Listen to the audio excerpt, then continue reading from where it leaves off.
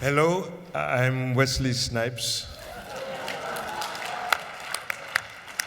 I want to talk about my friend Spike Lee. You don't know that this Spike Lee comes from a village in Africa called Brooklyn. It is part of the West Africa side. You know they have a lot of people there in this village. They are known for their artisans. They're known for their ability to write scripts and the ability to cinematographers, yeah? You heard about this village, yeah? So I want to say something about this Spike Ezekwe Umongolese Malcolm Mandela. That is his real name. How much of an inspiration this man is to me. He's an inspiration because I learned a lot about patience. Working with this man, yeah, a lot about patience. And I'm going to tell you a quick stories, and I'm going to give these movie stars here their time. A couple of years ago, I was with Spike, and I had the honor of coming with him to the Oscars to represent the beautiful Queen Mother Ruby Dee. Spike was her date, and I was the bodyguard. When, after the show, the award show and everything happened, and we're going out the way, they said we can go up to the party.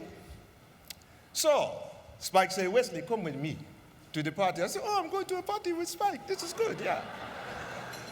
To the governor's party. We get up to the desk, and the little girl says, so, excuse me, sir, do you have your ticket?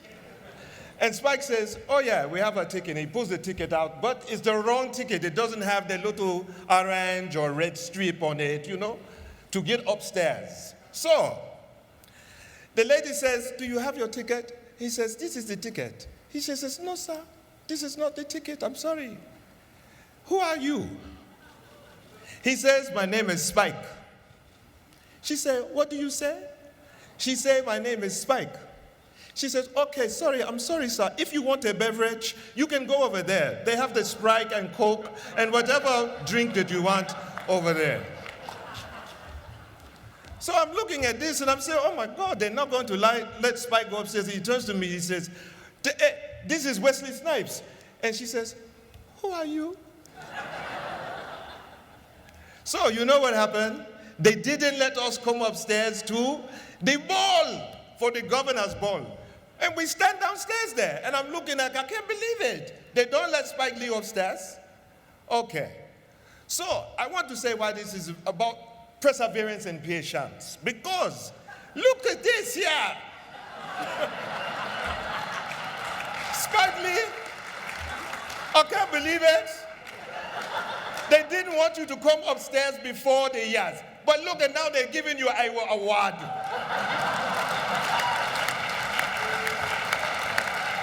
To all of you who are actors, to all of you who are trying this business, it is important to understand that sometimes you might not get the award for your craft, your acting, or your singing, or your dancing. All you have to do is write some script, write some controversial subject matter, say something that's going to piss a lot of people off, and sooner or later, you will too be here getting an award.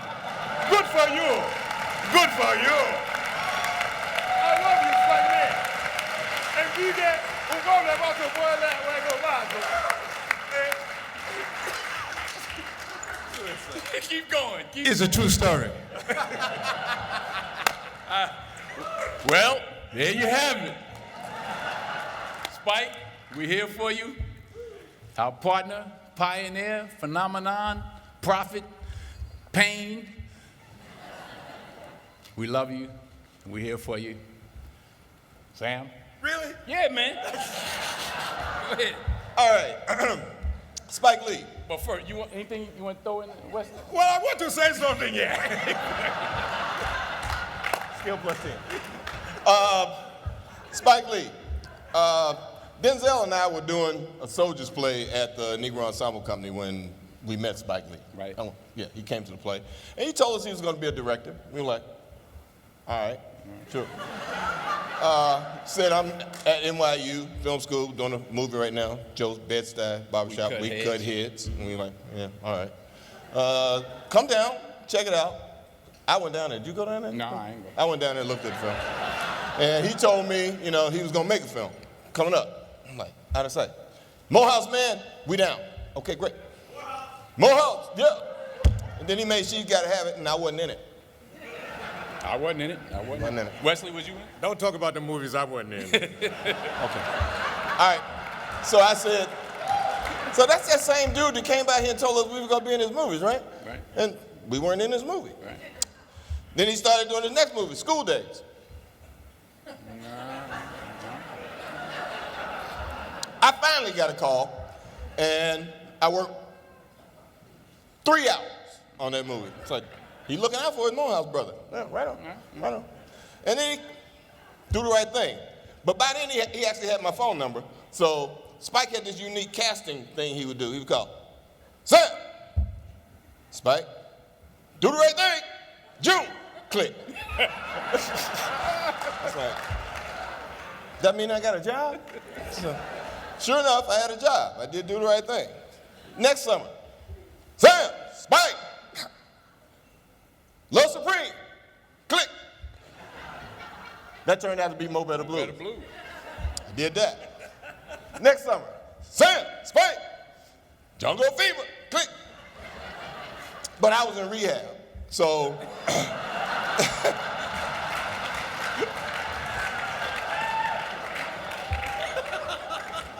So thank God, Spike didn't recast the role because I was in rehab, because I was actually in rehab because I had done the research to do Jungle Fever, which actually worked out very well for me, which got me to Hollywood, which was awesome. I remember that. Yeah, made it, yep. So thank you, Spike, for hanging in there with her, brother, and getting me here. But through all that and through doing all those films, we all discovered that Spike makes films that are very personal to Spike, that he hopes an audience will embrace. But you really think he cared? I mean, he wants you to like his films and he wants you to embrace them in a way, but he tells stories and he tells them in a way that he doesn't really embrace the fact of people's feelings being hurt or. He don't pay nobody either. He don't pay nobody.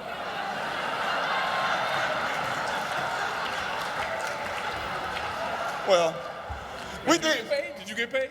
I used to steal Nike stuff out of the basement because we had all that stuff stashed in the basement. So I'd go down and get some shoes, shirt, something, you know. But yeah, scale plus 10. Scale plus 10. Me, baby.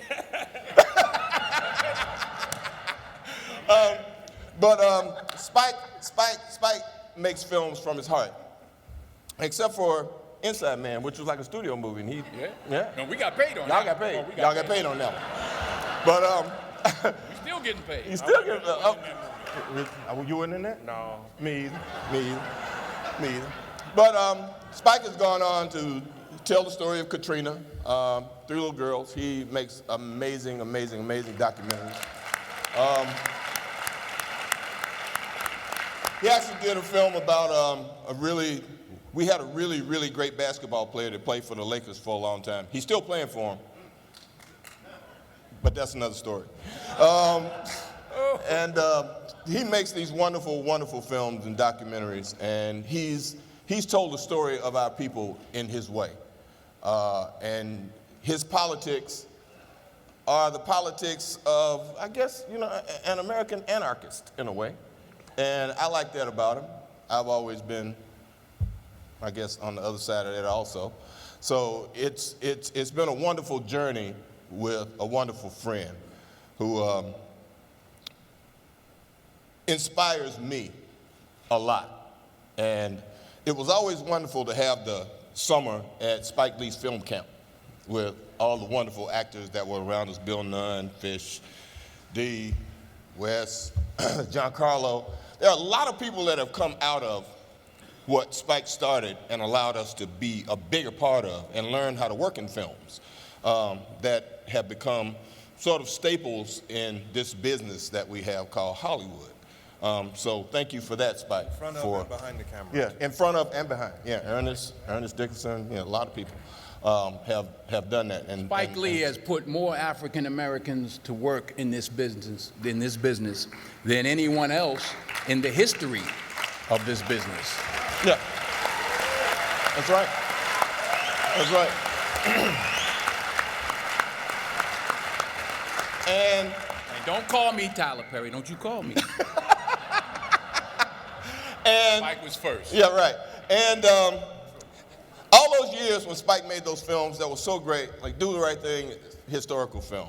Mo Better Blues, awesome film. Jungle Fever, awesome films. Films that never were in 3,000 or 2,000 theaters, but they had to compete with films that were. And they still made money, and they are still being watched by audiences all over the world. And he's inspired an amazing number of young African Americans and Hispanics and Asian people to go out and learn the film business and become film directors, because he made it viable to tell your story your way.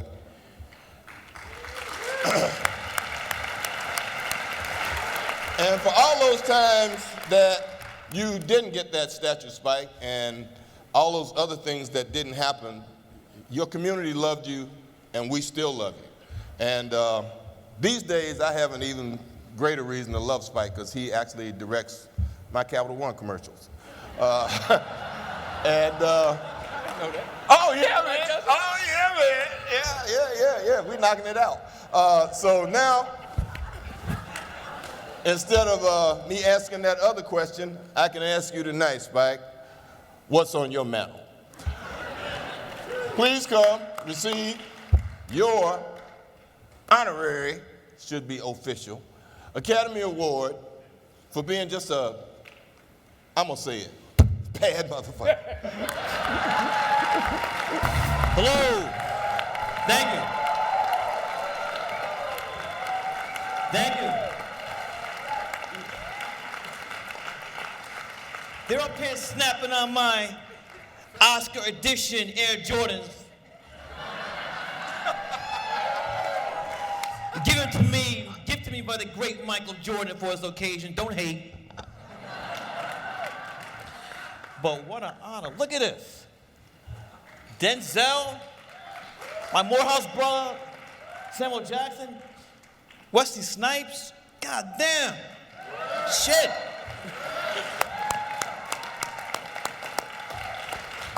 All right, well, I gotta, you guys, when you chose that song, "A Change to Come," yeah, it's been a long time coming. So I want to thank Cheryl Boone-Isaacs,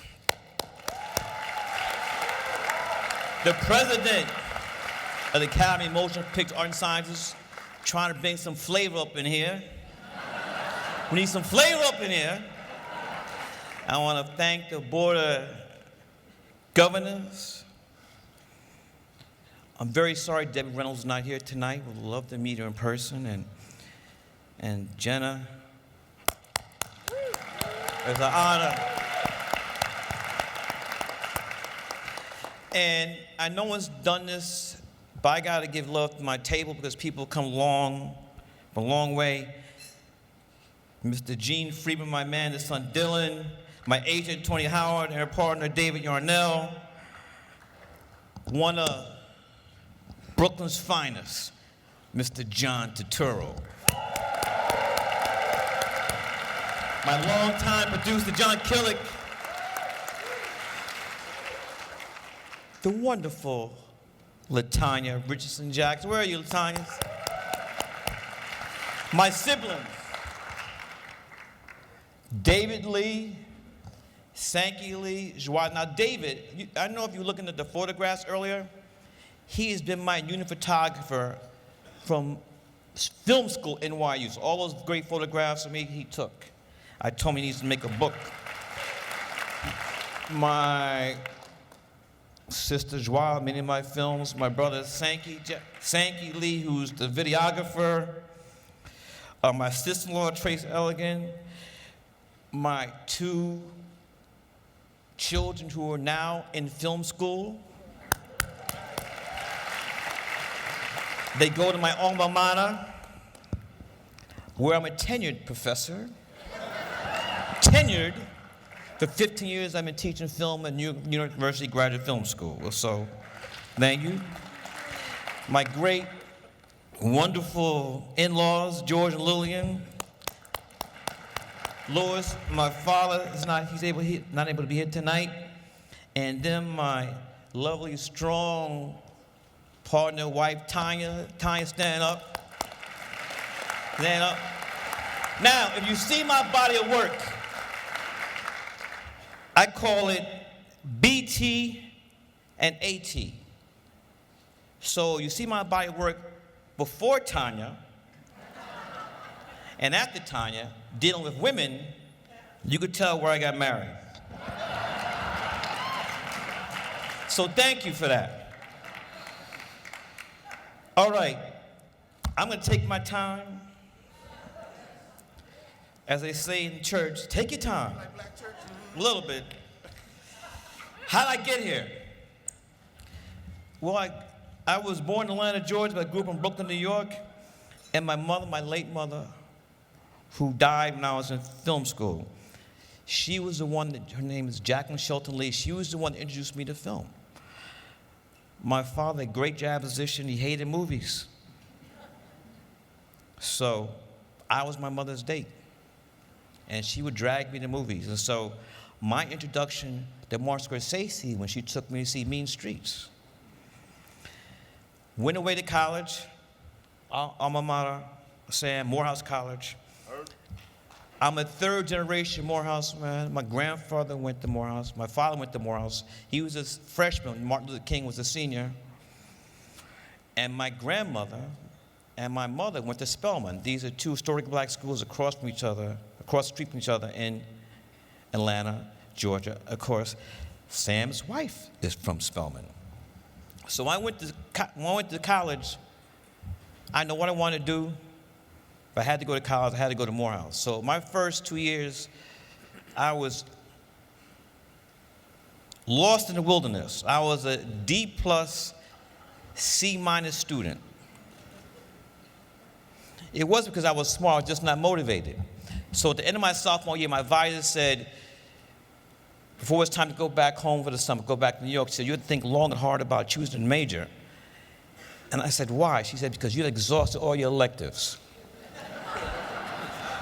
So I came back to New York, the infamous summer of 1977. And I thought, up to that point, you could always get a job in New York. You had your working papers. But that summer, 1977, New York City was broke. There's a famous Daily News front page. Ford the city, that's President Ford, Ford the city dropped dead. There were no jobs. So I did not want to sit on my stoop and play Stratomatic baseball all summer. No one heard about no one played Stratomatic baseball back here? Come on. Somebody. Anyway, my team was the 1953 Brooklyn Dodgers. So that summer, it was crazy. It's really crazy because that summer, I ended up making a film about that summer. Summer Sam's, you never know how this stuff works. So one day, I'm on my stoop, we call them stoops, not porches in Brooklyn. And I'm gonna say, let me go see my friend Vieta Davis. Now, she was very smart. New York City public high schools like this, Stuyvesant, Bronx Science, and Brooklyn Tech. And she was a genius. I mean, right then and there, she knew she wanted to be a doctor. Ended up going to Princeton, then Harvard Med School. She's a doctor now in Chicago. Anyway, I'm gonna say, let me see what she's doing. So I go to her house, and I ring the bell. She says, come on up. And we're sitting in the living room, and in the corner is a box. And I say, what's in the box? She says, the Super 8 camera. I'm gonna be a doctor so you can have it. And I say, what's in the other box? She says, that's film for Super 8 camera. I'm gonna be a doctor, you can have it. So now I had something to do for the summer. I was not gonna play Stratomatic baseball on the stoop all summer. And so it was a great summer to shoot because a couple of days later, there was a blackout. It's a blackout, and so my father drove me around. We had a Citroen, yellow Citroen station wagon. And so my fellow brothers and sisters, my fellow Puerto Rican brothers and sisters started to loot. I filmed it. I went up to 120th Street in Harlem, filmed the looting. Went to Fulton Street in Brooklyn, choice items with color TVs, wash machines, Pampers, and Walt Frazier Clyde Pumas. And so I filmed that. And then that summer, in summer 1977, was the first summer disco. So every block weekends, people were hooking up their turntable and speakers to the street lamps. I was filming that. And then there was a guy named David Berkowitz, son of Sam. So he had most of New York terrified. See, this is before gentrification. So back in 1977, if Son of Sam would have come into Harlem, Bed-Stuy, they would have killed him. Way back before gentrification. So I have all this footage, and I go back to school, and I say, I'm going to be a mass communications major. And there's a teacher there who's still teaching there today. His name, Dr. Herb Eichelberger. He encouraged me to make a documentary out of this footage. The film was called Last Hustle in Brooklyn. From then, my junior and senior years, I was an A-plus student. I always see, yeah. But the reason why I didn't get any smarter, I just was interested. And so I don't say I found film. Film found me. Moving forward, I graduate. I know that story about working your way up from the mailroom doesn't work for black people. So I said, I'm going to try to go to film school. So I applied to USC and AFI, and I don't get in USC or AFI because I don't have the astronomical score on the GRE. But lucky for me, they had more forward-thinking people in NYU who said whether you get into film school not should be determined by a standardized test. So I got into IU, and that's where I met Ernest Dickerson. Great DP. Ernest and I were the only two people in the program. And we bonded automatically because I went to Morehouse, and he went to Howard. And here's the thing I like to say. The reason Ernest and I were successful is because our parents told us from a very early age that we had to be 10 times better than our white classmates. That just being the same was not going to be enough. That was instilled for me from the beginning, that we as a people here, if you're just trying, you got to be better. You have to extra excel. You have to excel. So, Nothing's changed. Come on, nothing's changed. That's D right there, the man. So, 3 years of film school. I do a film. My thesis film is called Joe's Best Star Barbershop, and it wins the Student Academy Award. I won the Student Academy Award back in 1983. So I had an agent.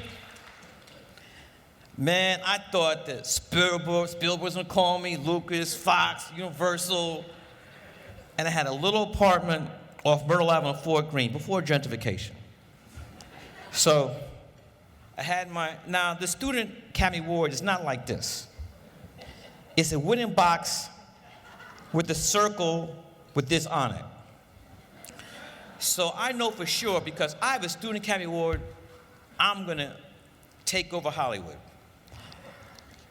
But a funny thing happens when you don't pay Ma Bell, you don't pay Con Edison, and you don't pay Brooklyn Union Gas. The phone gets turned off, the heat gets turned off, and lights get turned off. So I was in the darkness, but I had my Student Academy Award. And then I woke up. And so that's when I learned the tough lesson that nothing happens overnight. There's no such thing as overnight success. And that's the biggest thing we do to our young people, and tell them that there's an animal as overnight success. You have to bust your ass, roll up your sleeves, and attack attack every single day. And that's what I've been telling my film students at NYU for the last 15 years. Let me turn a page here. How many pages you got, Spike? 2 more, D.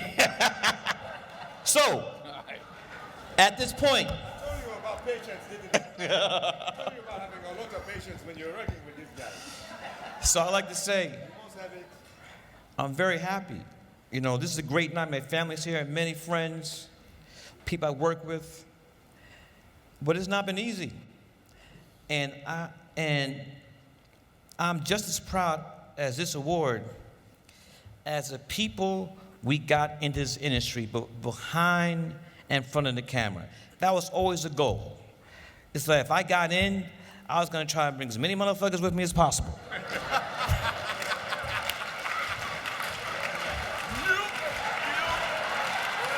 I said, be like public enemy, bum rush the show. Codes are coming in here. Malcolm X. We're getting ready to shoot Malcolm X. And we're meeting with the Teamsters. I say, sir, Tommy O'Donnell. I said, sir, do you have any black Teamsters? He says, no. I said, that's a problem. I said, until you get some black Teamsters, we're gonna have the Fruit of Islam drive trucks. And if you wanna come to the set and fuck with the Fruit of Islam, come on. Next day, 5 black Teamsters showed up. But some people don't do that, but I don't care about that. I knew I had to make changes like that, or we wouldn't be where we are today. In closing,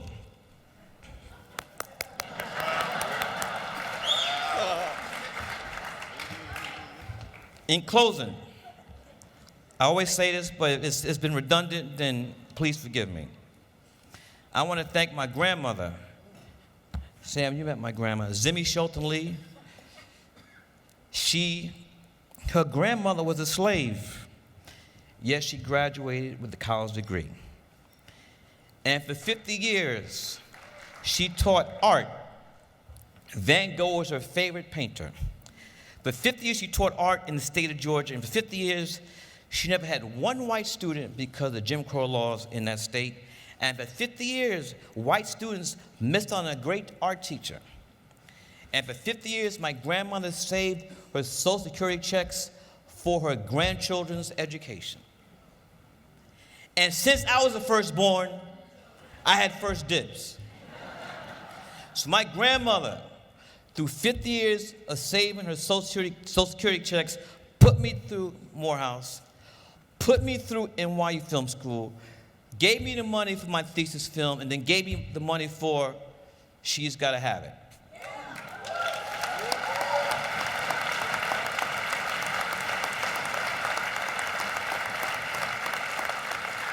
And I want to commend the President Cheryl Boone-Isaacs because she's trying to do something that needs to be done. I don't know if you notice, but the United States Census Bureau says by the year 2043, white Americans are going to be a minority in this country. And for all the people out there who are in position of hiring, you better get smart because your workforce should reflect what this country looks like. And I'm gonna get real here. Everybody in here probably voted for Obama, but when I go to offices, I ain't see no black folks except brother man at the security guard who checks my name off the list as I go into the studio. So we could talk, yabba yabba yabba, but we need to have some serious discussion about diversity and get some flavor up in this. This industry is so behind sports, it's ridiculous. It's easier to be the President of the United States as a black person than be the head of studio. Honest. It's easier to be the President of the United States than be head of a studio or head of a network. Let's leave Oprah out of it. She doesn't count. So, President, keep it going. I know it's tough. We've got a long way to go. Peace and love to people in France. And my last thing is Brooklyn in the house. the house. Thank you very much.